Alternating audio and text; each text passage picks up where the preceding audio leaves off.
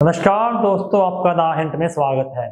दोस्तों, 2024 के चुनाव के बाद एक सबसे बड़ी बात चल रही थी कि 2024 में जब चुनाव समाप्त होगा 4 जून को राहुल गांधी इटली चले जाएंगे, इटली भाग जाएंगे। क्योंकि ये भारतीय जनता पार्टी की तरफ से चलाई हुई बात थी कि 4 जून के बाद राहुल गांधी यहाँ नहीं रुकेंगे, वह इटली चले जाएंगे, क्योंकि मोदी जी 400 पार कर रहे हैं। ना तो मोदी जी 400 पार कर पाए और ना राहुल गांधी इटली गए। राहुल गांधी ने तो उसी संसद में जाकर नेता प्रतिपक्ष बनने के बाद मोदी जी की टेंशन बढ़ा दी, और टेंशन इस तरह बढ़ाई कि पूरी भारतीय जनता पार्टी और मोदी के जो मंत्री हैं वह उन्हें पकड़ ही नहीं पा रहे, वह उन्हें चुप करा ही नहीं पा रहे, वह उन्हें दबा ही नहीं पा रहे। क्योंकि पिछले 10 सालों में जो राजनीति की थी भारतीय जनता पार्टी ने, प्रधानमंत्री नरेंद्र मोदी ने, संसद के अंदर कोई भी उनके खिलाफ बोलने का दूर की बात उनके खिलाफ देख भी नहीं सकता था, क्योंकि उन्होंने इस तरह की राजनीति की, जो भी बोलने का प्रयास करता था उसे वह बाहर का रास्ता दिखा देते थे। और नेता प्रतिपक्ष था नहीं, अब नेता प्रतिपक्ष के रूप में राहुल गांधी हैं, और राहुल गांधी ने ऐसी ऐसी बातें उठाई है संसद के अंदर जिसपे प्रधानमंत्री नरेंद्र मोदी को चुप्पी साधनी पड़ी है, और चुप्पी साध कर उनकी बात सुननी पड़ी है। और उन्होंने संसद के अंदर खड़े होकर यह भी कहा कि नेता प्रतिपक्ष को मैं गंभीरता से लूंगा।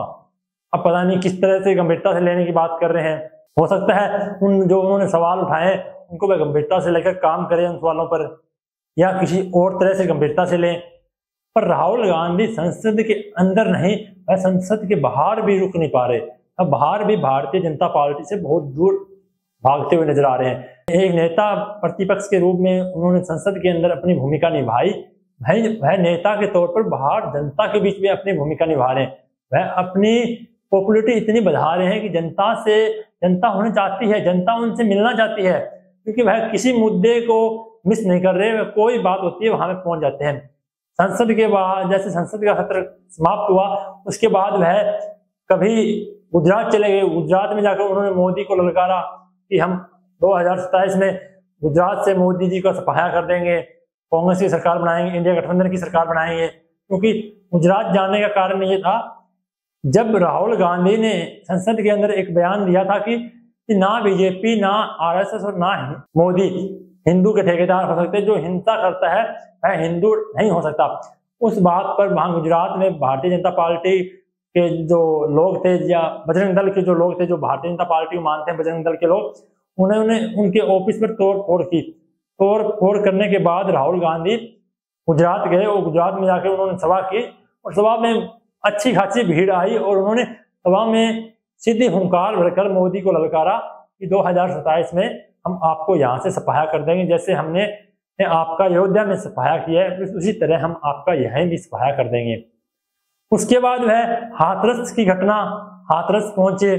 हाथरस में भी उन्होंने अपना एक ऐसा रूप दिखाया कि एक शालीन रूप से उन्होंने यूपी के मुख्यमंत्री योगी आदित्यनाथ से रिक्वेस्ट की, अपील की कि जो हाथरस में घटना हुई है उन लोगों को जल्द से जल्द मुआवजा दिया जाए, और मुआवजा अच्छा मुआवजा दिया जाए, और उनके जो भी लोग वहां घायल हुए अच्छा इलाज मुहैया कराया जाए, और जिन लोगों ने ये घटना की है उन लोगों पे सख्त से सख्त कार्रवाई की जाए। उसके बाद वह दिल्ली के लोको पायलट से मिलने पहुंच गए। वहां उन्होंने दिल्ली के लोको पायलट से मिलकर उनकी समस्या जानने का प्रयास किया कि किस तरह की समस्या लोको पायलट को उठानी पड़ रही है, किस तरह की उनको समस्या आ रही है। लोको पायलट ने अपनी समस्या बताई, लोको पायलट की समस्या राहुल गांधी ने उठाई।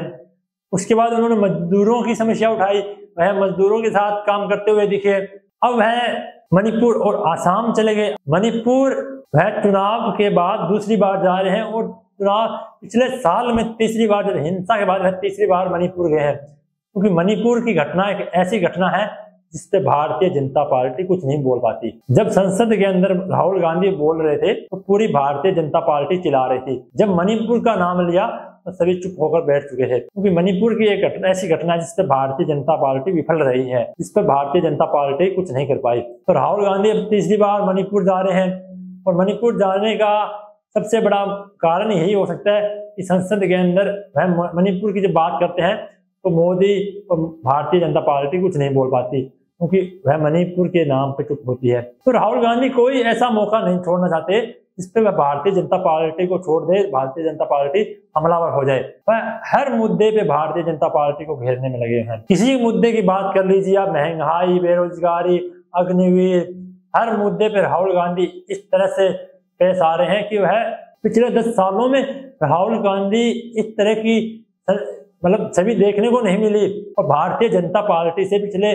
10 सालों में इस तरह किसी ने सवाल नहीं पूछे, किसी ने इस तरह भारतीय जनता पार्टी को घेरा नहीं, प्रधानमंत्री को घेरा नहीं। प्रधानमंत्री अभी तो विदेश दौरे पे हैं, आज विदेश दौरे पे चले गए, पर राहुल गांधी ने प्रधानमंत्री की टेंशन को और ज्यादा बढ़ा दिया। जब वह विदेश दौरे से वापस आएंगे तो पता नहीं कितनी की समस्या राहुल गांधी मोदी के सामने नहीं खड़ी कर देंगे। ये समस्या तो वह हर सुबह से लेकर शाम तक हर व्यक्ति से मिल रहे हैं और हर जो मुद्दा होता है वहां पर पहुंचकर अपनी भूमिका दिखा रहे हैं। तो आपको क्या लगता है जो राहुल गांधी कर रहे हैं वह सही कर रहे हैं? कमेंट बॉक्स में बताइए, वीडियो को लाइक और शेयर कीजिए, चैनल को सब्सक्राइब एंड फॉलो कीजिए। धन्यवाद।